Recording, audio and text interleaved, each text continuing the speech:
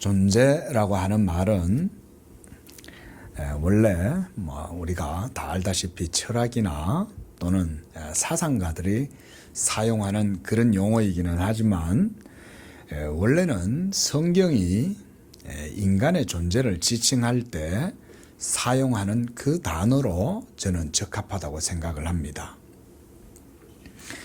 하나님께서 흙으로 아담을 빚으시고 그의 코에 생기를 불어넣으셨죠.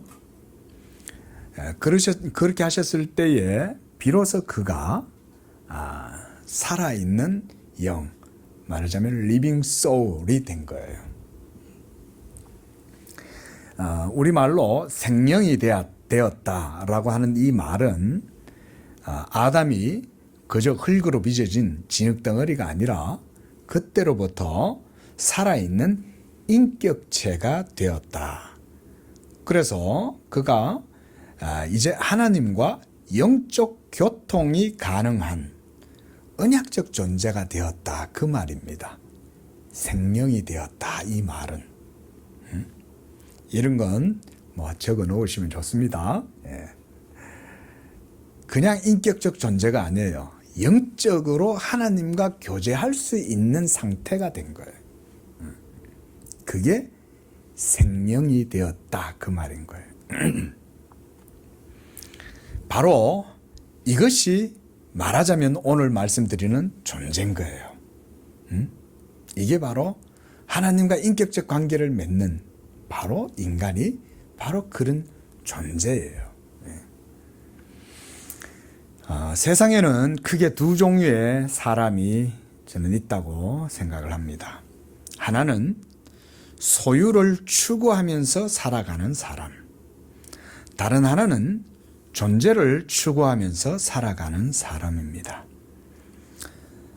이 말을 다시 기독교적인 의미로 표현을 해보면 하나는 먼저 소유를 추구하는 사람, 이 사람들은 육적인 삶을 사는 사람인 거예요. 그리고 후자인 존재를 추구하는 사람들은 영적인 삶을 추구하는 사람이다. 이렇게 말씀드릴 수가 있겠습니다.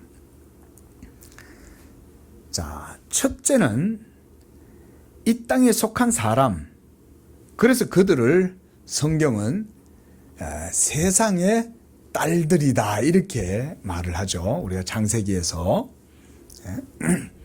세상의 딸들이고 하나님의 아들들이고, 여러분 그 어떤 고대의 어떤 신화적인 그런 상상력을 발휘해서 성경을 보시면 안 됩니다. 성경은 성경의 의미의 맥락 속에서 성경이 사용하는 용어를 이해를 해야 됩니다. 하나님의 아들들이 사람의 딸들의 아름다움을 보고 이랬다는 말은 경건한 하나님을 섬기는 백성들이 영적 존재의 삶, 성령을 추구하는 삶을 벗어나서 이 세상의 육적인 아름다운 것을 따라서 살았다 그 말인 거예요. 그게 다른 말이 아니에요.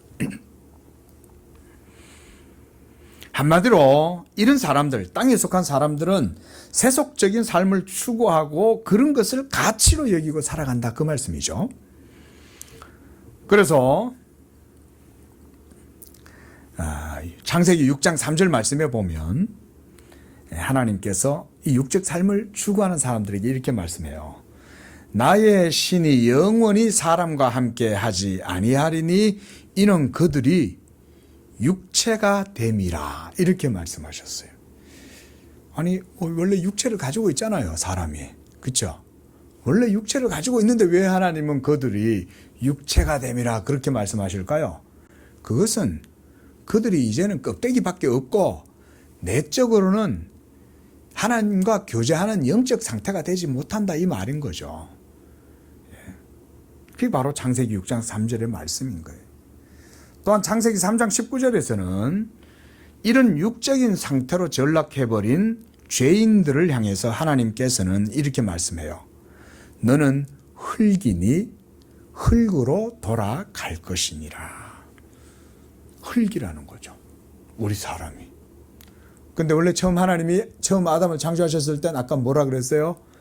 생명이 되었다 그랬잖아요. 살아있는 하나님과 인격적으로 교제할 수 있는 언약적 존재인데 이제는 어떻게 됐다는 거예요? 육체가 되고 흙이 되었다는 거예요. 이 표현들을 여러분이 조금 주의해서 살펴보시면 좋겠습니다. 이것이 곧 땅에 속한 사람이란 말의 성경적인 의미예요. 땅에 속한 사람, 세속적 사람, 육에 속한 사람, 한마디로 소유를 추구하는 사람, 그런 사람들. 영적인 하나님의 형상과 지식을 잃어버리고 그들은 다만 육적인 것만을 유익하고 가치 있는 것으로 삼고 그런 것들을 쫓아서 살아가는 그런 상태가 바로 하나님을 떠나 있는 우리 모든 죄인들의 일반적인 모습이죠. 하나님 없이 살아가는 이 세상 사람들의 삶이 그렇잖아요. 자, 두 번째 또 하나 다른 삶, 그것은 바로 하늘에 속한 자의 삶입니다. 그들은 성경이 그들을 바로 하나님의 아들들이다 라고 이렇게 표현을 합니다. 성경에서는 예수 믿는 우리 모두는 다 하나님의 언약의 후사들, 하나님의 아들들인 줄로 믿습니다. 아유, 목사님 왜 또 하나님의 아들들이에요? 딸도 있잖아요. 그 얘기가 아니에요. 여기서 말하는 아들들이란 말은 하나님의 나라의 유업을 상속받을 수 있는 권리를 물음받을 수 있는 그런 권세를 가졌다는 의미에서 아들들이란 표현을 쓰는 거예요. 네. 그러니까 우리 여성 성도 여러분 너무 그렇게 생각하실 필요 없습니다. 나중에 우리 주님 오시면 이 세상에는요 성차별 없어져요. 그때 되면 장가도 아니 가고 시집도 아니 가요. 부활 이후가 되면요. 그러니까 그런 거에 너무 연연하지 마세요. 자, 보십시오. 오늘 본문 말씀에서도 그런 하늘에 속한 자들, 영적인 존재로 살아가는 자들을 일컬어서 17절에 뭐라고 말씀하고 계십니까? 그들은 바로 새로운 피조물이다. 그들은 새 것이 되었다 라고 이렇게 말씀을 하고 있습니다. 그래서 이제는 그리스도께서 그들을 위하여 죽으셨기 때문에 그들은 이제 다시 살게 되었다 라고 이렇게 말씀을 하고 있습니다. 15절 말씀을 보십시오. 모든 사람을 대신하여 죽으심은 살아있는 자들로 하여금 다시는 옛자 소유를 쫓아서 사는 그런 삶을 살지 않고 존재의 신앙으로 살도록 불러주셨다 이 말인 거예요. 그러니까 여기서 살아있는 자들이 바로 여기 계시는 우리 예수 믿는 여러분들인 줄로 믿습니다. 그러니까 우리는 다 존재의 신앙인들인 거예요. 여기 계시는 분들. 그래서 오늘 본문이 바로 이런 말씀으로 이제 여러분들에게 존재의 신앙이라고 하는 제목으로 이제 제가 말씀을 전하려고 합니다. 사도는 예수 믿는 이 사람들을 일컬어서 그래서 새로운 피조물 보라 새 것이 되었도다 이렇게 말씀을 하면서 그가 하나님을 찬미하고 있는 거예요. 이게 지금 보라 이 말은 하나님이 하신 놀랍고 위대한 사역을 보아라 그 말인 거죠. 그 사역의 결정체가 누구라는 거예요? 바로 예수 믿는 여러분들 한 사람 한 사람들이라는 거죠. 보라 한번 보십시오. 네? 다 새로운 피조물입니다. 믿으시기 바랍니다. 우리는 다 새로운 피조물인 거예요. 더 이상 여러분들의 삶의 모든 의미와 가치는 이전에 예수 믿기 전에 삶하고 완전히 틀려요. 이걸 아셔야 돼요. 분명히 이거에 대해서 아시고 신앙생활을 해야 돼요. 그래서 사도는 이 한마디로 말해서 사도의 이 말은 이제 인간은 예수 그리스도를 믿음으로 그의 안에서 육적인 존재에서 이제 영적인 존재로 소유의 삶에서 존재의 삶으로 변화되었다 이런 말이라고 우리가 볼 수가 있는 거예요. 그렇다면 우리가 예수 믿기 전에는 존재가 아니었단 말이냐 우리가 이렇게 생각해 볼 수 있겠죠. 예수 믿기 전에 예수 믿기 전에 우리 인생들의 모습은 어떻습니까? 성경은 이런 세속적이고 자연적 본성으로 난 자들을 일컬어서 에베소서 5장 8절에서는 너희가 전에는 어두움이 없다 이렇게 말하고 있습니다. 우리가 성경 말씀 하나 더 찾아보겠습니다. 디도서 3장 3절 말씀. 시작. 우리도 전에는 어리석은 자요 순종하지 아니한 자요 속은 자요 여러 가지 정욕과 행락에 종노릇한 자요 악독과 투기를 일삼은 자요 가증스러운 자요 피차 미워한 자였으나 그랬습니다. 이게 예수 믿기 전에 이 세상의 자연적 본성으로 살아가는 거듭나지 못한 사람들의 삶이에요. 그러니까 아당바당거리면서 이 세상의 것만 추구하는 거예요. 좋은 대학, 좋은 학벌, 예? 좋은 차, 좋은 집. 예? 전에도 한 말씀 드렸지만 이 강남이 우상이 버글버글 하는 데입니다, 여러분. 저 대치동으로 차를 타고 지나가 보세요. 거기엔 전부 우상이 버글버글한 거예요. 우상 숭배자들이 전부 학원을 채워놓고 그 우상 숭배를 위해서 거기서 전부 다 애들을 밀어넣고 하는 거죠. 그게 또 우리나라 전체로 보면 우리나라도 큰 몰록과 같은 신이 있죠. 예? 바로 대입이라고 하는 큰 우상이 있잖아요. 예? 대학만 가면 뭐 인생 다 풀릴 줄 알고 자기 자식 대학에 보내려고 부모들이 얼마나 용을 씁니까? 그게 말하자면 정말 교육학적으로 정말 근본적인 교육의 그런 교육학적인 차원에서 접근을 해가지고 자녀를 그 보내서 공부를 시킨다. 그러면 문제가 안 돼요. 그런데 전부 다 뭡니까? 마음속에 어쨌든지 내 자식 스카이 보내가지고는 이 세상에서 떵떵거리고 누리게 하고 이러고 살고자 하는 거 아니에요. 응? 물론 안 그런 사람들도 있지. 근데 우리나라 자체가 다 지금 그런 거 아니에요. 가는 곳곳마다 땅값이 오르는 이유가 전부 다 그것 때문에 그런 거예요. 학군 때문에. 전부 다 우상이 지배하는 세계죠. 우리가 성경의 눈으로 보면 다 그렇게 보이는 거예요, 그게. 응? 우상이 아니라고 누가 말할 수 있습니까? 그게? 그리고 그 속에서는 또 뭐예요? 자녀들은 자기들끼리 또 그 우상의 가치를 갖고 서로 잣대질 하죠. 우리 아버지는 BMW를 가졌고 우리 아버지는 롤스로이스를 가졌고 이러면서 또 저들끼리 또 앉아가지고 자녀들끼리 서로 또 편가르기 하고 나누고 다들 그러고 있는 거 아니에요? 응? 우리 조카가 그저께인가 졸업을 했어요. 고등학교 졸업을 했어요. 사립학교를 다녀요, 조카가. 그래 이제 들어갈 때도 사립학교 들어갔다고 막 좋다고 그랬는데 막상 갔는데 갔더니 전부 다 외제차를 다 끌고 온 거야, 부모들이. 그러니까 우리 조카가 이제 주눅이 든 거야, 이제. 우리 아버지는 왜 마티즈 끌고 왔는데 그러면서 자기 아빠한테 막 투덜투덜 그랬다는 거야. 그 내가 야 무슨 진정하게 공부를 한다는 놈이 그런 소리를 하냐.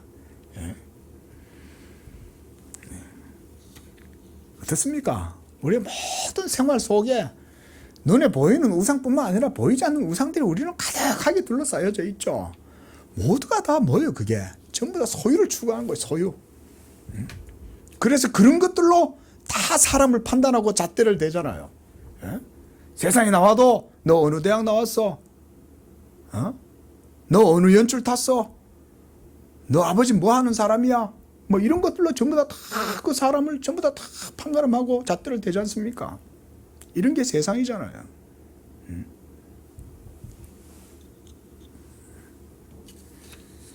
베드로전서 4장 3절에서도 사도는 말해요.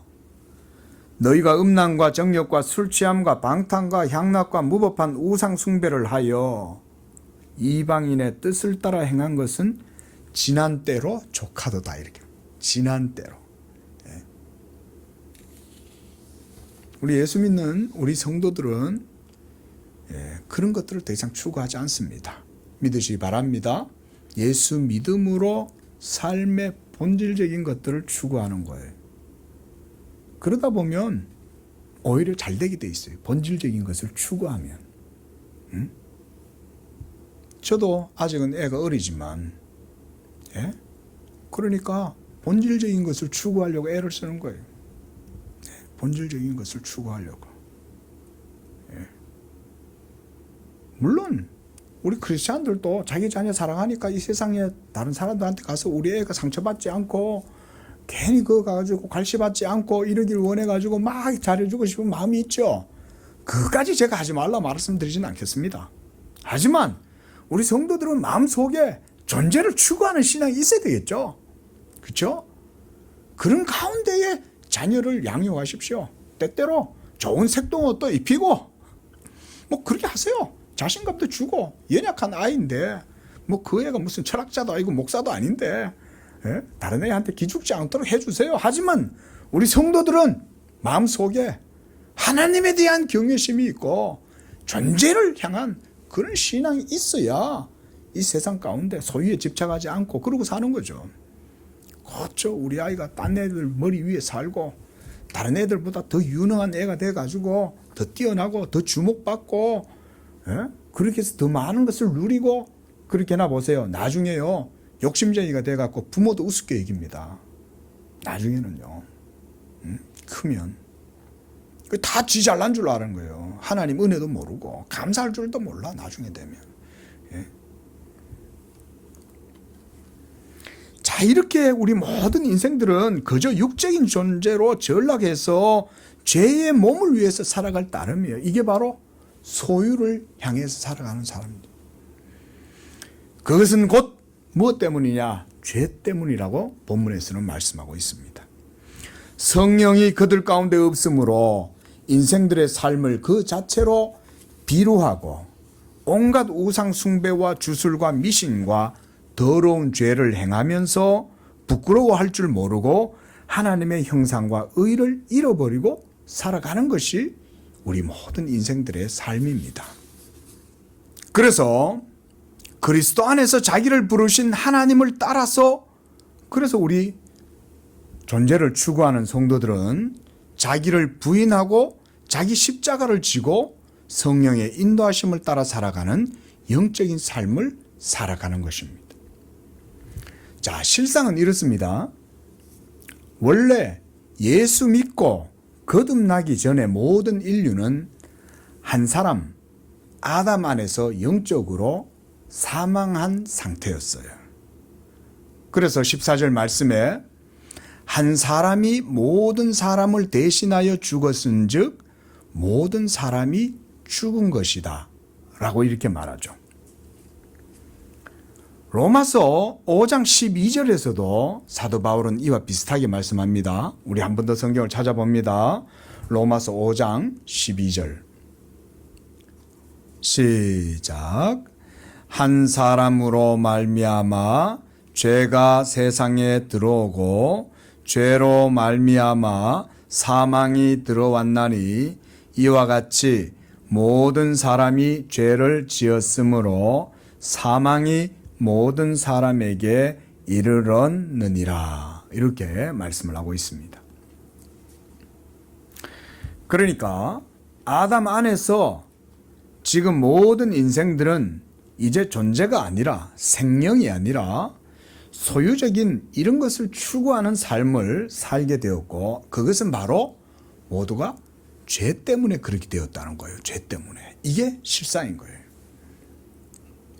바로 이 죄가 우리 인간을 존재에서 소유로 전락시켜버리고 말았던 거죠. 그러니까 지금 이 세상에 있는 모든 사람들은 하나님의 영이 없이 그저 흙덩어리를 가지고 살아가면서 잠시 자기에게 주어진 평생, 요즘으로 하면 7, 80년 사는 동안 그저 육적 삶을 추구하면서 살아가는 거죠. 그렇지 않습니까? 잘 한번 생각해 보세요.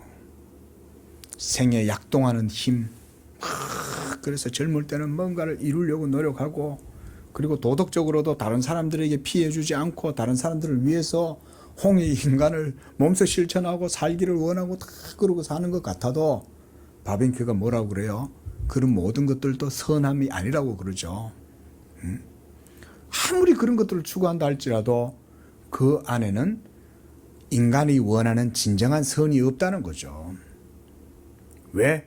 오직 하나님이 주시는 참된 생명은 그리스도로 말미암아 주시는 참된 지식 속에서 그 생명을 누리기 때문에 인간들이 아무리 의롭고 선하게 삶을 산다 할지라도 그 속에서는 참된 생명을 누리지 못하는 거죠. 그러고는 또 그나마 그렇게 사는 것만도 사실은 그래 따지면 인생끼리 비교했을 때는 괜찮아요.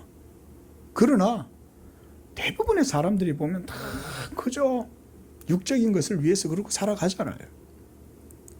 어떻게 보면 근근히 살아가는 거죠. 모두가 다. 돈이 있는 사람은 어때요? 그러면 돈이 많으면 그러면 소유의 삶을 못 살까요? 아니죠. 돈이 많으면 돈을 소유하고 사는 게 아니라 돈이 그 사람을 소유하고 사는 겁니다. 이걸 아셔야 되는 거죠. 물질이 그 사람을 소유하는 거지 그 사람이 물질을 소유하는 게 아닌 거예요. 예.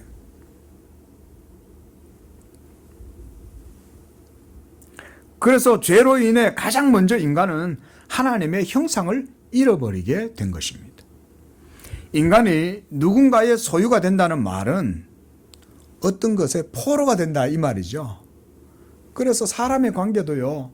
이 소유가 지배하는 사람이 CEO가 되거나 대표가 되면 그 사람 밑에 있는 모든 사람들은 불행한 삶을 살게 돼요.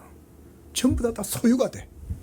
그래서 이 CEO는 밑에 있는 사람들을 존재적으로 안 대하고 전부 다 자기 소유물로 생각해. 예. 전부 다 상품과 가격으로 전부 다 대하죠. 이게 오늘날 아닙니까? 예. 가치 있는 사람, 세상은 가치 있는 사람을 찾잖아요. 전부 다 면접을 볼 때도 네가 우리한테 돈을 벌어다 줄 수 있냐 없냐 뭐 다 그런 식으로 전부 다 가치 판단하는 거 아니에요? 예. 그저께인가 뉴스에 봤는데 내가 깜짝 놀랐어요. 예. 유명한 여러분 페이스북 알죠? 우리 성도님들도 페이스북 하시는 분들 있을 텐데 저도 페이스북 하다가 요즘 안 해요. 예. 뭐 이렇게 안에서 떠들어도 아무도 신경 안 쓰는 것 같아서 그냥 재미가 없어. 좋아요 좀 많이 눌러주면 되겠는데 별로 안 좋아해. 그래서 안 해. 예, 이 페이스북뿐만 아니라 SNS 뭐 요즘은 이제 전부 다 이렇게 이제 뭐 4차 산업혁명이다 이래 가지고 요즘은 인터넷 세상이 됐지 않습니까? 그러니까 그 속에서 지금 유튜버나 이런 사람들이 전부 다 요즘 젊은 애들이 전부 다 유튜버 아니겠 꾸며 우리가 어느 더 유튜버 하고 싶어. 예? 참. 예. 그런 게 전부 다 플랫폼 산업이죠. 사실 하나님의 플랫폼이 진정한 플랫폼인데 그렇죠? 하나님이 온 세상에 다 플랫폼 깔아주셨잖아. 근데 그냥 인간이 만들어 놓은 가상 세계 플랫폼 안에서 전부 다 어쨌든지 그 속에서 성공하려고 뭐 유명한 아이템 하나 소유했다 그러면 막 야단이 나는 거야 그냥. 그것도 뭐 여러분 가격이 우리가 상상을 초월하는 것 같아요. 뭐 예전 잘 정확히는 기억이 안 나는데 막 1,000만 원이 훨씬 넘는데요. 아이템 같은 게. 그거 거래하려고 어떨 때는 오프라인에서 만나갖고 거래하고 이런다는 거야. 참 그런 게 어떻게 보면 참 소유라는 게 그렇게 허무맹랑한 거 아닙니까? 예? 근데 그런 걸 붙들고 다들 그러고 있는 거잖아요. 근데 얼마 전에 뉴스에 보니까 페이스북이 시총 250억 달러가 사라졌대요. 주가가. 그 우리나라 돈으로 250조가 넘는 돈이 사라졌다는 거예요. 제가 그 식사를 하다가 그 뉴스를 보고 내가 깜짝 놀랐어요. 여러분 250조가 그게 상상이 되세요? 그러니까 이게 인터넷에서 이루어지는 이 경제활동이라는 게 상상을 초월하는 거예요. 근데 그 페이스북에 250조가 그 이렇게 증시가 순식간에 사라진 거 아닙니까? 하루아침에. 그 이유가 뭐냐? 뉴스에서 그러는 거예요. 애플에서 그 사생활, 개인 그 사생활 보호 정책, 프라이버시 정책을 바꾸었기 때문에 그게 페이스북이 직격탄을 맞았다는 거예요.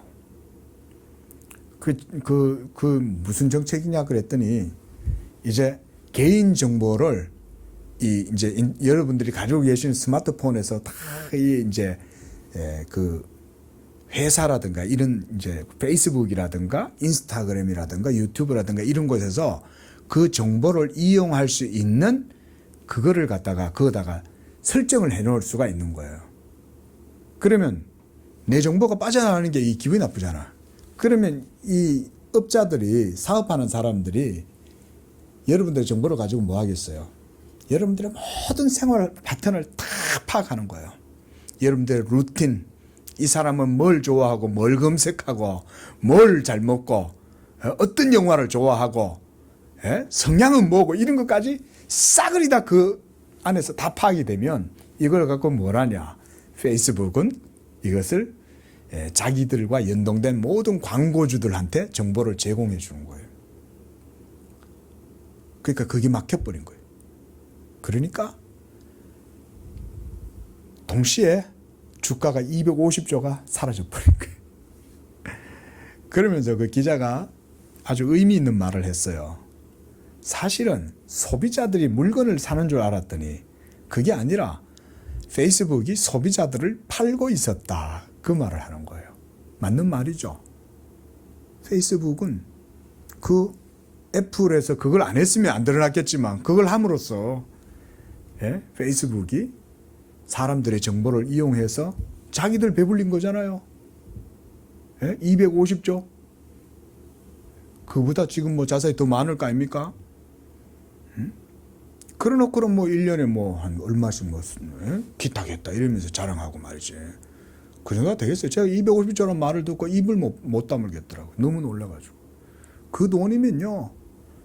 진짜 저 엘니뇨 라니냐 현상 일어나는 그곳에 바다에다가 풍력 발전기를 만들어 갖고 캘리포니아 해안 아니면은 저 오스트레일리아 해안 아니면 저쪽 아프리카 해안에다가요 풍력 발전기를 만들어 갖고 빼곡하게 만들어 가지고 뜨거운 바람이 불어오면 뜨거운 바람 절로 가 선풍기 불을 수 있도록 난 저 같으면 그런 장치 만들어 주겠어. 그 돈이면. 그래가지고 엘니뇨 현상이 일어나가지고는 온갖 뜨거워가지고 전부 다 막 불이 나고, 그쵸? 반대편에서는 막 폭우가 일어나가지고 야단이 나고 지금 그러잖아요. 호주가 그래가지고 2019년도부터 2020년까지인가 대구 화재가 일어났대요. 제가 그걸 보고 알았어요. 소유를 추구하면 좋을 것 같지만 결국은 모두에게 다 돌아오는 거예요. 부메랑이 돼가지고. 네? 이런 것들 좀 의식 있는 사람들이 알았으면 좋겠는데 우리 그리스도인들은 바로 이 세상에서 존재를 추구하고 살면 자연스럽게 여러분들의 모든 삶의 요소에서 그런 삶을 살아가실 수가 있는 거예요.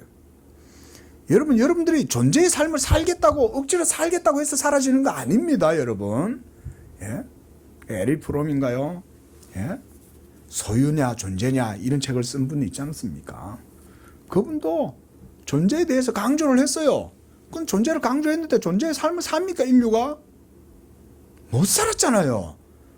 공산주의도 소유가 될 줄 존재가 될 줄 알았더니 안 되잖아요. 다 망하잖아요. 예? 중국 보십시오, 지금. 요번에 금메달도 보세요. 어쨌든지 이게 먹으려고 소유 한번 해보려고 막 전부 다 물에 뜯고 저도 막 그거 보는데 너무 화가 나더라고. 예? 이러면서 예? 그래놓고는 막 도대체 그래가지고 소유를 하면 뭐하냐 이거지. 그게 다 사실 우리 인생들의 모습 아닙니까? 중국 사람들 욕하기보다. 그런 게 바로 소유죠. 단적으로 말해서 성경은 인간이 죄로 말미암아 육적 존재가 되었고 죄의 종로로 한다 이렇게 말합니다. 소유를 추구하다 보니까 존재가 되는 게 아니라 소유를 추구하다 보니까 내가 오히려 소유물이 돼버린 거예요. 예? 그러니까 페이스북 같은 데도 내가 페이스북을 여러분들이 즐긴다고 생각하면 안 되는 거예요. 여러분들이 페이스북을 즐기냐 그게 아니라 이미 페이스북은 여러분들을 팔고 있었던 거예요. 예? 여러분들을 소유물로 삼은 거예요, 벌써. 어디에 세상에 자유가 있어요? 인스타그램 속에서 자유를 느끼는 것 같지만 벌써 영악한 사업가들은 그걸 이용해서 여러분들의 소비율, 기호를 파악해가지고 자극시키고, 예? 전부 다 그걸로 장사해 먹고 있는 거죠. 처음엔 카카오톡도 좋은 줄 알았어. 나중에 알고 보니까 뭐 카카오톡 뭐 돈도 내야 되고 뭐 선물도 그걸로 하고 막 다 그러더라고. 여러분, 결코 우리는 이 시스템에서 벗어날 수 없습니다. 이 시스템, 우리가 철학적으로 말하면 매트릭스잖아요. 여러분, 이 구조 속에서 벗어나고 그래서 소유에서 벗어나서 존재로 나아갈 수 있는 사람은 없습니다. 하지만 오늘 본문에서는 분명히 뭐라 그러냐? 예수께서 이 세상에 오신 것은 그런 우리 인생들을 이 죄에서 해방시키고 자유롭게 하기 위해서 오셨다고 말씀하는 거예요. 그래서 한 사람으로 말미암아 죄가 세상에 들어왔지만 이제 한 사람 예수 그리스도 안에서 모든 사람이 다 살게 되었다라고 말씀하고 있어요. 한마디로 우리가 오늘 본문에 따라서 말하면 예수님은 우리를 존재가 되도록 하시기 위해서 이 세상에 오신 거예요. 여러분, 이렇게 생각하시면은 성경적으로 이해하시는 거예요. 제가 존재란 말을 자꾸 쓰니까 여러분 이거 철학적 의미다 그렇게 보지 마세요. 여기서 존재란 말은 아까 말씀드린 생명이 된다 그 말인 거예요. 흙이 아니라 진흙덩어리가 아니라 하나님과 연합하고 하나님과 인격적으로 언약적으로 관계를 맺을 수 있는 그런 영적 존재가 되게 하시려고 예수님이 오셨다는 거예요.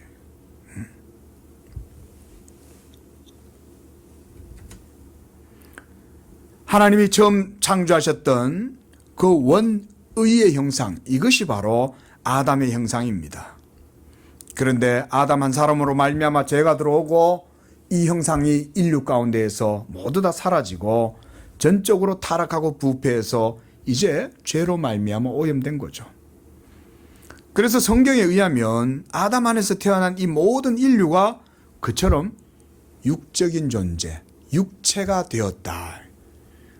그러니 너희가 흙에서 왔으니 흙으로 돌아가라. 그런 말씀을 하시는 거죠.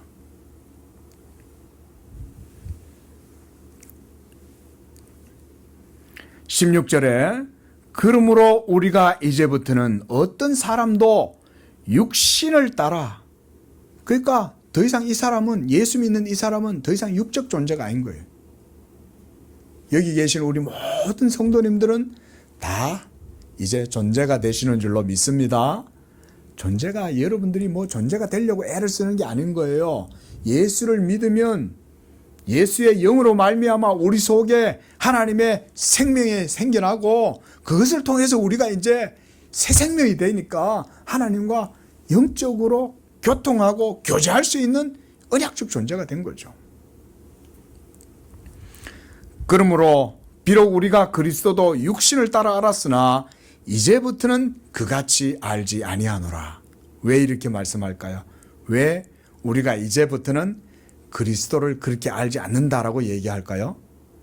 이제 우리가 그리스도를 외형으로, 거저 껍데기로 이렇게 아는 게 아니라 예수님 그분 자신이 우리 속에 생명으로 들어오게 되었다 그 말인 거예요. 예수가 여러분 속에 생명의 영으로 들어오셔가지고 성령을 통하여 여러분들이 생명이 되었기 때문에 이제는 예수를 외적으로 형상적으로만 이해하지 않는다. 그래서 사도가 이와 같이 오늘 17절에서 누구든지 그리스도 안에 있으면 새로운 피조물이라고 이렇게 말씀을 하고 있는 것입니다. 우리 예수 믿는 성도들은 모두가 다 이와 같이 이제 존재가 된 줄로 믿습니다. 예수님이 여러분들을 소유해서 죄로 말미암아 노예가 되고 물질의 소유가 돼가지고 물질을 소유하고 사는 게 아니에요. 이 세상의 사람들이. 사실은 가만히 보면 사람들이 그 돈의 노예로 살아가고 있는 거예요. 학벌의 노예로 살아가고 있는 거예요. 지식의 노예로 살아가고 있는 거예요. 심지어 지식도. 어떤 사람은 뭐 배우는 거 평생 배우려고, 평생 배우려고. 근데 가만히 보면은 자기가 배우는 게 아니라 그 지식의 욕구를 따라가지고 막 거기에 자기 인생을 소모하고 살아가. 어떤 사람은 쾌락의 노예가 되는 거예요. 쾌락을 즐기면 내가 즐거운 것 같지만 내가 그 쾌락의 노예가 되는 겁니다. 처음에는 마약이 좋아서 하겠지만 나중에는 마약이 자기를 지배하고 나중에 알코올이 자기를 지배하는 거 아니에요? 그래서 술 마시는 사람들 그런 말이 있어요. 처음엔 내가 술을 먹다가 나중엔 술이 나를 먹는다 그러잖아요. 인생도 똑같다고 저는 봐요. 뭔가 많이 얻어서 성공하려고 막 하면 나중에는 내가 성공의 노예가 되는 거죠.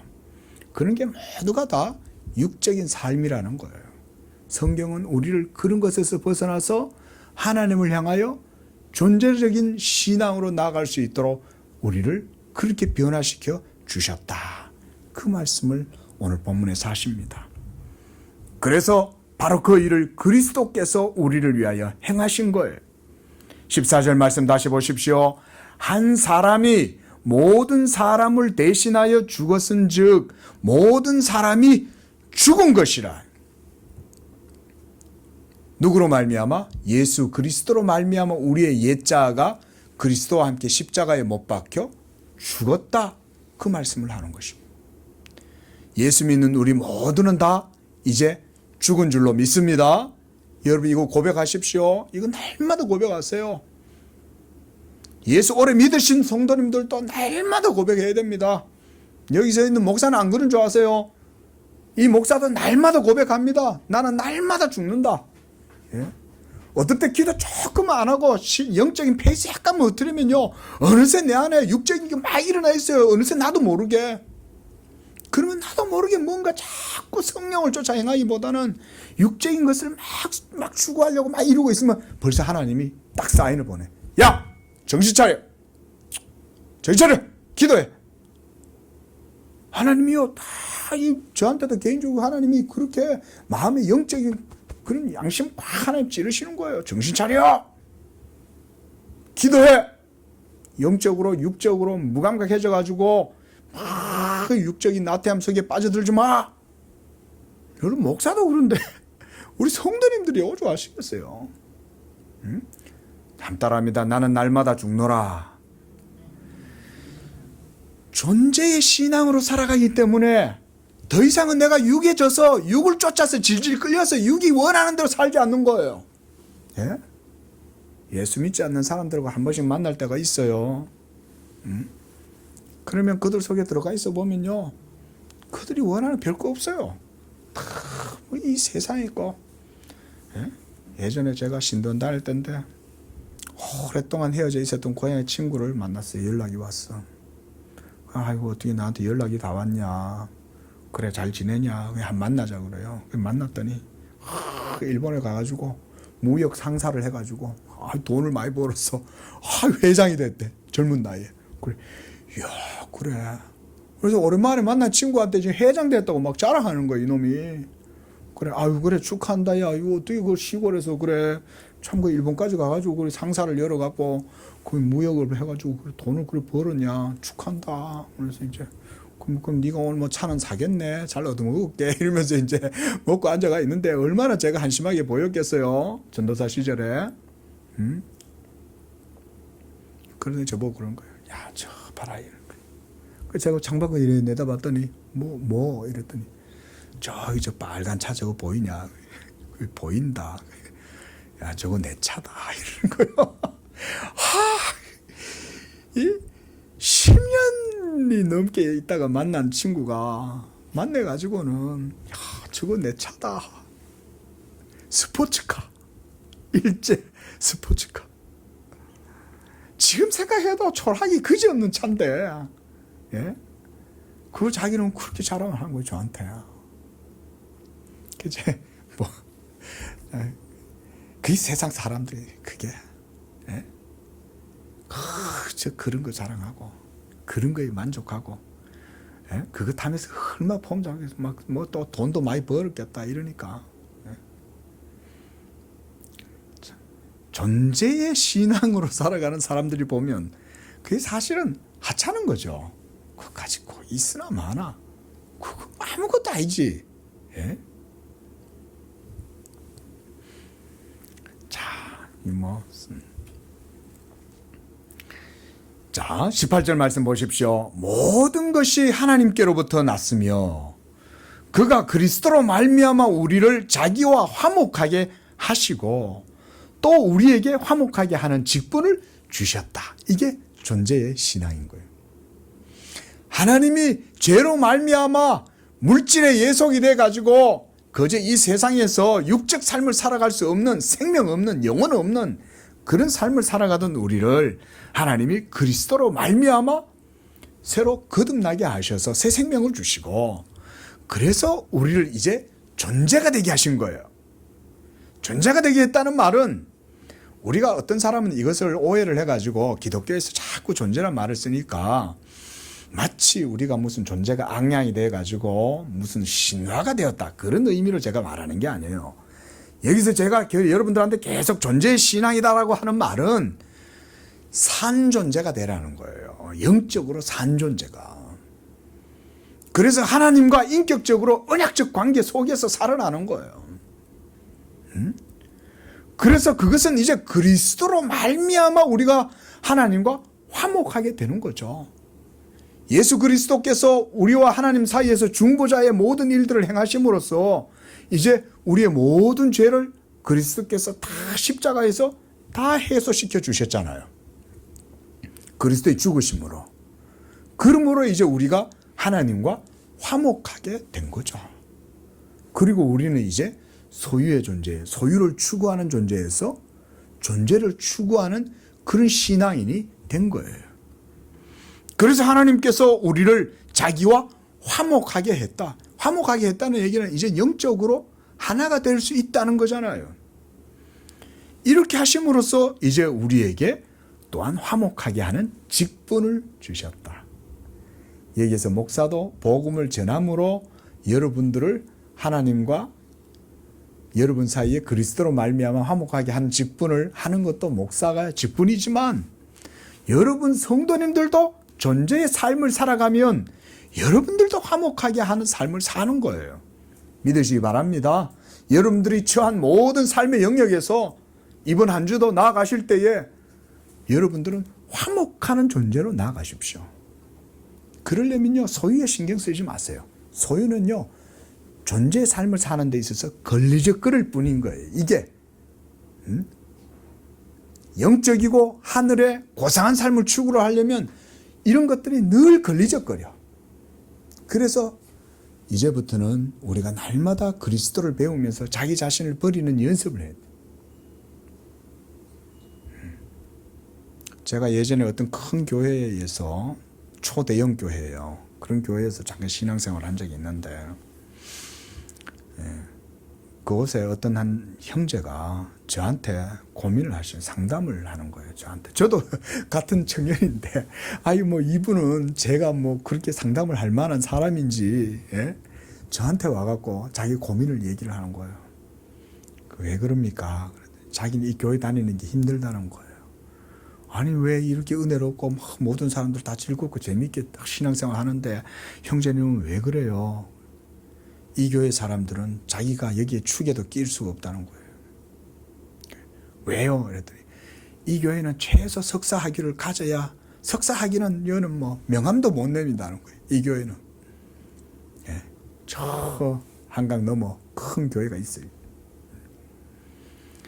거기는 완전 전부 다 인텔리전트들만 모였어. 무슨 뭐 장로도 무슨 학자이고 총자이고 이런 사람들이고, 무슨 뭐 다 법관이고 전부 다 이런 사람들만 모였대. 근데 이 형제는 자기는 뭐 별로 보잘것도 없어. 그래 와가지고 그냥 나하고 비슷해 보여서 그런지 나한테 와가지고 자기 고민을 얘기하는 거지. 여러분, 그 형제는 그 교회를 다니면서 그렇게 은혜롭다 그러고 그렇게 유명한 교회인데 왜 그는 하나님과 화목을 못 누릴까요? 왜 그는 그 속에서도 불평하고 그럴까요? 모두 그 주변에 있는 사람들이, 은혜로운 사람들이 가득했을 거 아니에요? 그 사람들이 전부 다 타이틀을 뭘 가지고 있었어요? 대학원 총장, 대학교 총장, 무슨 법관, 무슨 검사, 판사, 변호사, 의사, 전부 다 세상에 사자 붙은 사람들만 쫙 모여 있는 교회에 있으니까 그 연약한 형제가 상처를 받는 거지. 그런 게 말하자면 소유가 가득하면 상처를 받는 거예요. 우리 성도님들이 계시는 곳에 여러분들의 존재로 말미암아 화목하게 되는 역사가 있기를 축원을 드립니다. 그러니까 여러분들 다 감추세요. 여러분들이 남들한테 세상적으로 뭐 조금이라도 드러내 보일 게 있으면요, 감추세요. 드러내지 마세요. 그래서 겸손하게 그저 있어도 없는 사람처럼 일부러 겸손을 가장하지 마세요. 그것도 나중에 그 사람한테 상처가 돼요. 나중에 나 속였구나. 그게 아니에요. 내가 존재가 되면 괜찮아. 그러면 자유해. 자유하면 그 사람한테도 그냥 막힘 없이 자연스럽게 행하고 그렇게 보여주고. 그러나 뭘 보여줘요? 내가 가진 걸 보여주는 게 아니잖아요. 그죠? 내가 그리스도로 말미암아 존재가 됐어. 너도 나와 함께 그리스도 안에서 존재가 돼. 이걸 보여주는 거죠. 이런 것이 존재의 신앙이다. 19절 말씀 보십시오. 하나님께서 그리스도 안에 계시사 세상을 자기와 화목하게 하시고 그들의 죄를 그들에게로 돌리지 않고 화목하게 하는 말씀을 우리에게 부탁하셨다. 여러분들에게도 이 화목하게 하시는 말씀을 부탁하신 줄로 믿습니다. 여러분들이 존재로 하나님이 변화시키지 않고서는 이 부탁을 못 하셔요.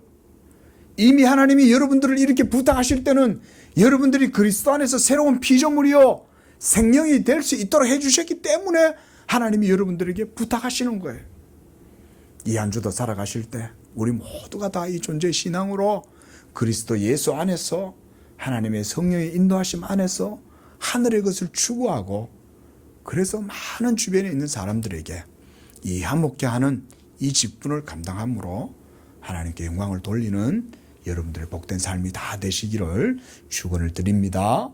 기도하겠습니다. 자비하신 하나님 아버지, 그리스도 예수 안에서 우리를 택하시고 불러주셔서 하나님의 성령을 저희들에게 부어주시고, 그래서 이제 하나님을 아바 아버지라 부르고 그리스도 예수의 영혼을 힘입어서 이 땅 가운데서 살아갈 수 있는 복된 삶이 되게 하시니 감사합니다. 우리가 전에는 어두움이었지만은 이제는 그리스도 안에서 새로운 피조물이요 새 것이 되게 하셨사오니 우리 양재교회 성도들 이와 같이 이제는 이 세상의 헛된 것들을 쫓아 사는 것이 아니라 저 하늘의 부르심을 따라서 그리스도 안에서 존재의 신앙으로 하나님께 영광을 돌리고, 또한 이 세상에 우리의 주어진 모든 삶의 영역에서도 하나님이여 존재의 삶으로 많은 사람들을 하나님과 그들과 화목하게 하는 그런 복된 삶을 살아갈 수 있는 살아있는 영적 존재로 살아가는 복된 삶이 다 되게 축복하여 주시옵소서. 거룩하신 예수님의 이름으로 기도합니다. 아멘.